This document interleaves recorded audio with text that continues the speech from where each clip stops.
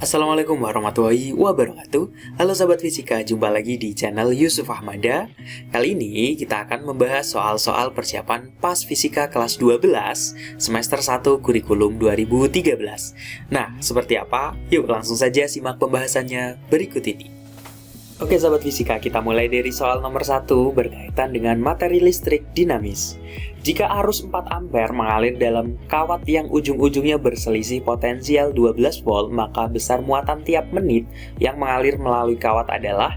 Nah, dari soal ini diketahui nilai arusnya atau I-nya sama dengan 4 ampere mengalir pada kawat yang memiliki beda potensial atau delta V 12 volt.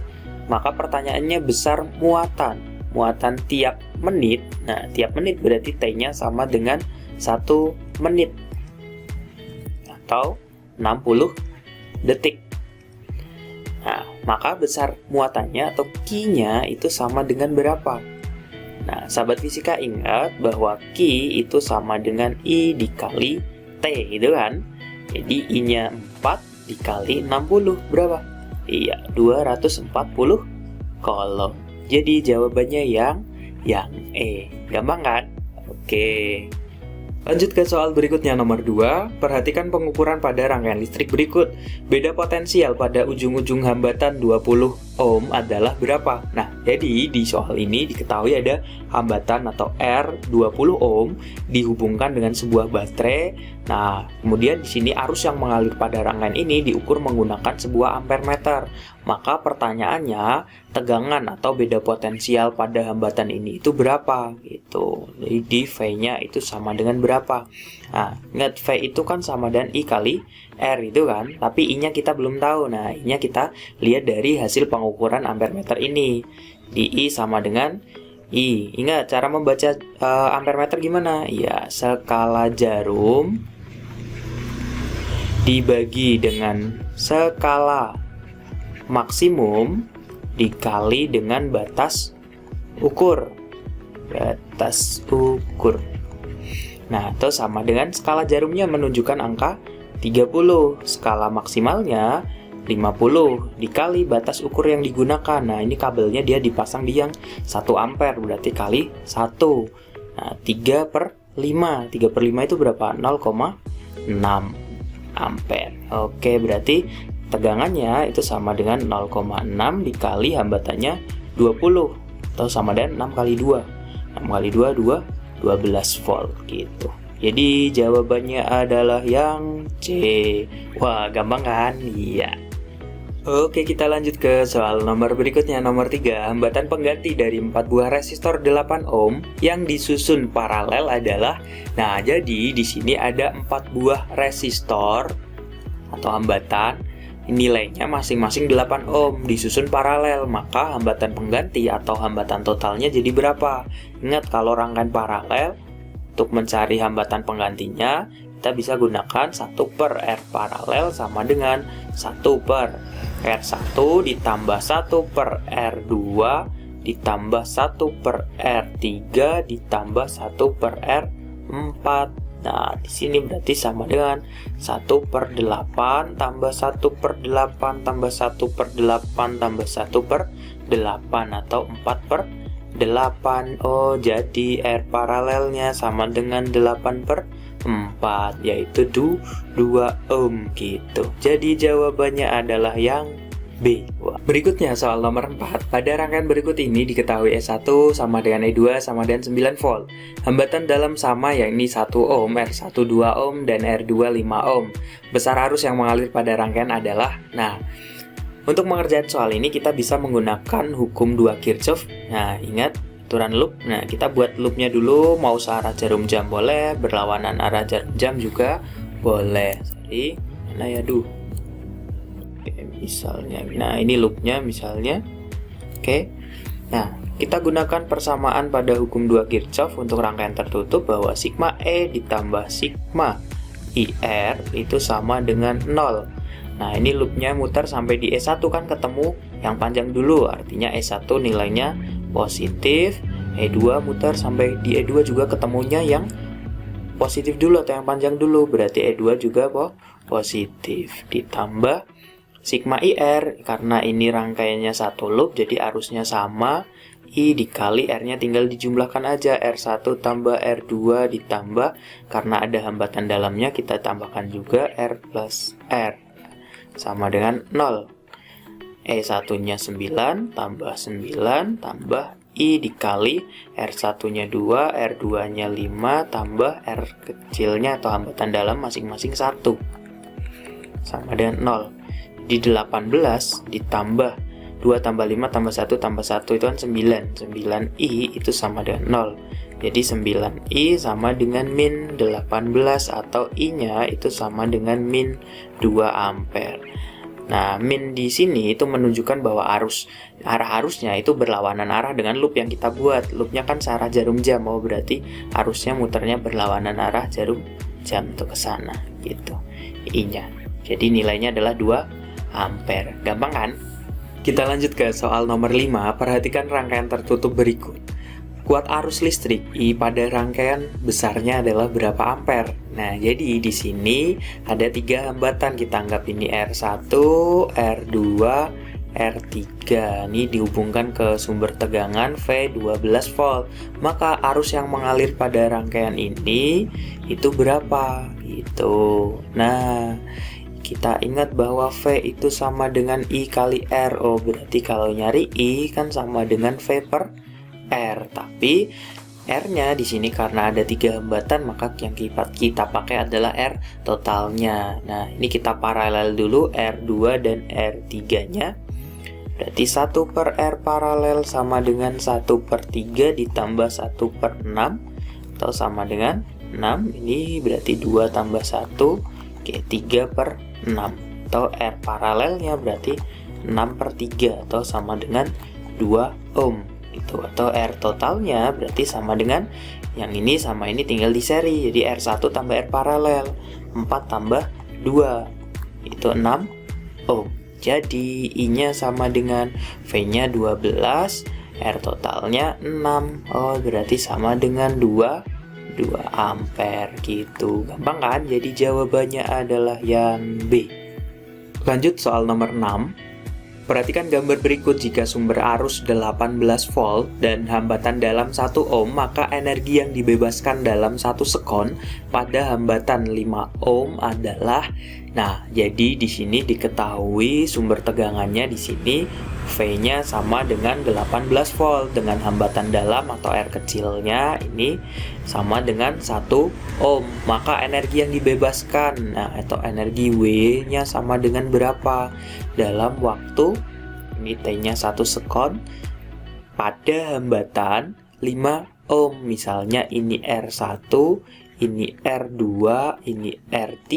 Jadi yang ditanyakan itu adalah W1 itu berapa? Nah, kita ingat untuk mencari energi dirumuskan energi harus fit, energi harus irit. Nah, oke, berarti kalau mencari energi kita bisa gunakan rumus W fit atau W irit. Kalau W1 berarti ya V1 I1 T1 atau I1 R1 I1 T itu.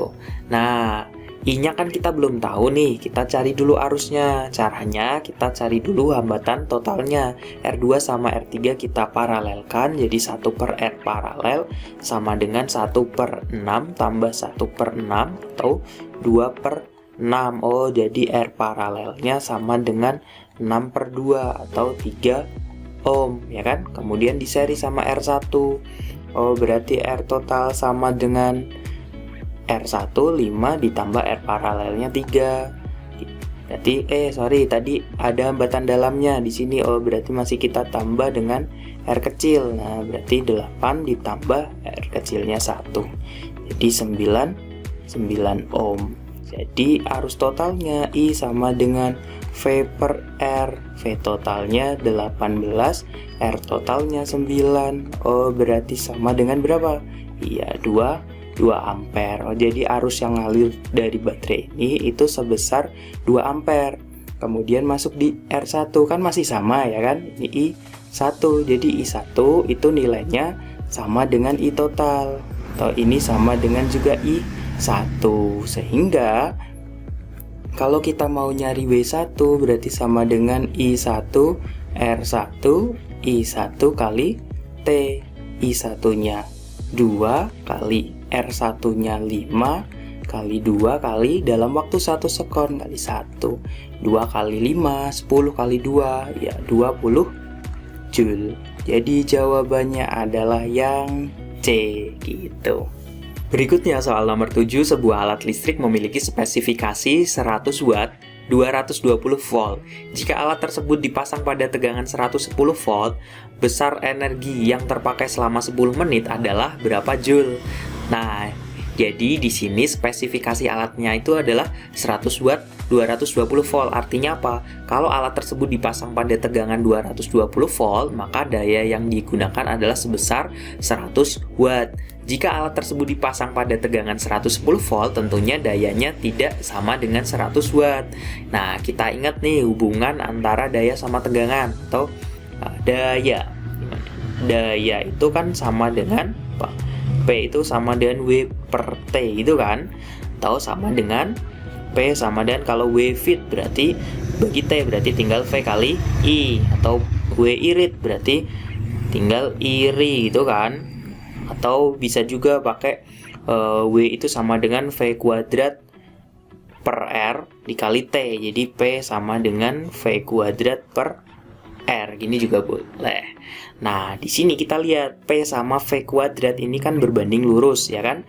Artinya berarti kalau P1 per P2 sama dengan V1 kuadrat per V2 kuadrat. Nah, di sini kita anggap ini adalah P1, ini V1. Jika dipasang pada tegangan ini katakanlah V2, maka P2-nya berapa nih? Nah, P1-nya 100 per P2 sama dengan V1-nya 220 kuadrat atau kali 220 per V2-nya 110 kuadrat kali 110. Ini boleh kita coret, kan 2. Ini juga coret 2. 2 kali 2, 4. Kali silang berarti 4P2 sama dengan 100. Oh, berarti P2 sama dengan 25 watt. Tapi pertanyaannya, besar energi yang terpakai selama 10 menit. Nah, P sama dengan W per T, ya kan?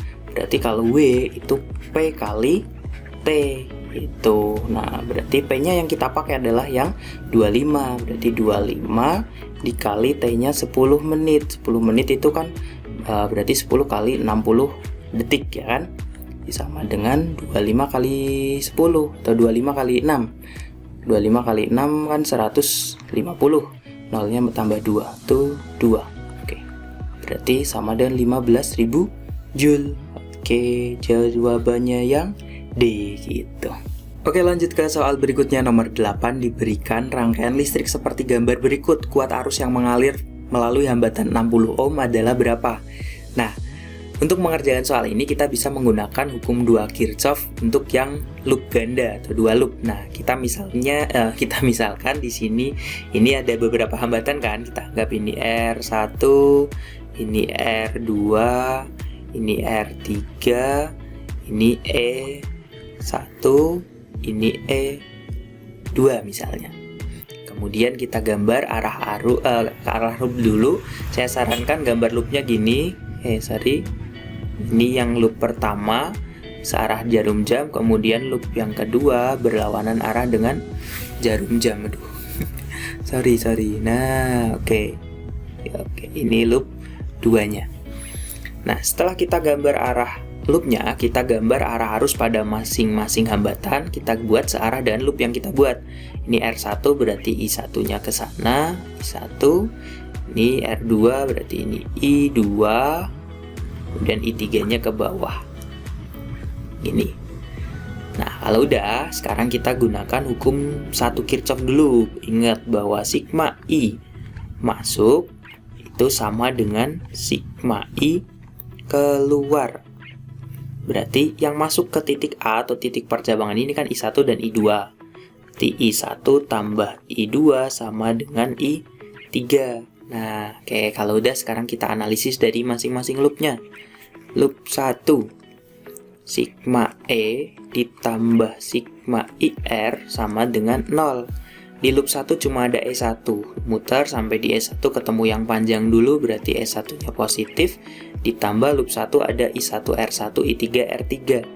I1R1 tambah I3R3 sama dengan 0. E1-nya nilainya 10, ditambah I1-nya kita nggak tahu, R1-nya 40, jadi 40 I1, ditambah R3-nya 60, jadi 60 I3 sama dengan 0. Oke, ini kita sederhanakan saja, dibagi 10, jadi tinggal 4I1 ditambah 6I3 sama dengan satunya pindah jadi min 1. Oke, ini kita anggap persamaan 1. Oke, sekarang dari loop yang kedua.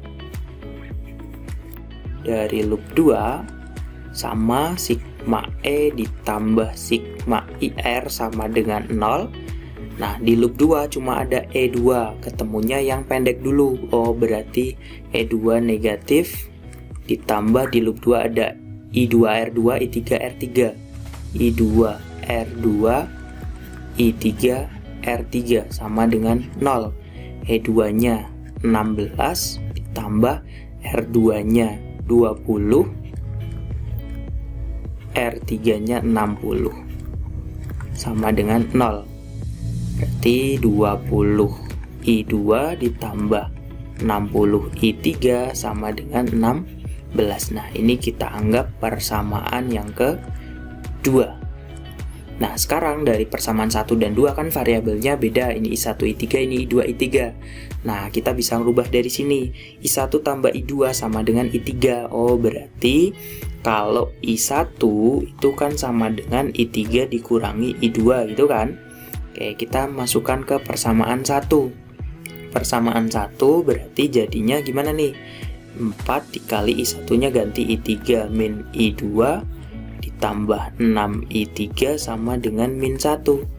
Berarti I4 I3 min 4 I2 atau min 4 I2, I3-nya kan jadi 10 ditambah 10 I3 sama dengan min 1.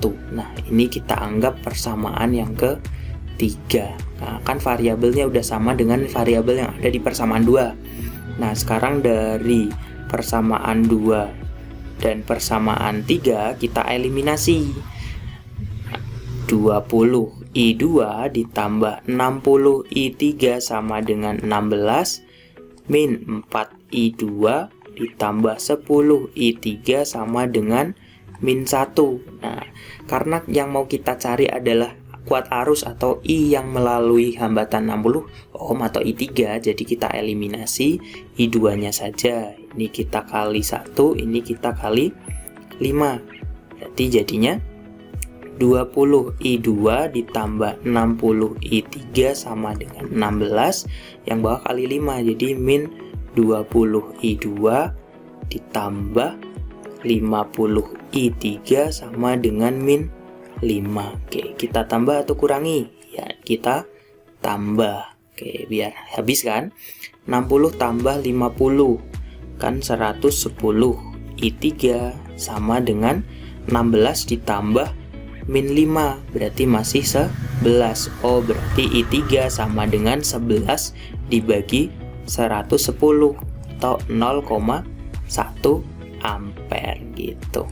Nggak ada ya? Ya, harusnya jawabannya bukan 1 ampere, tapi harusnya 0,1 ampere. Oke, tambahin aja sini F. F 0,1 ampere gitu. Oke, gampang kan? Oke, agak ribet emang.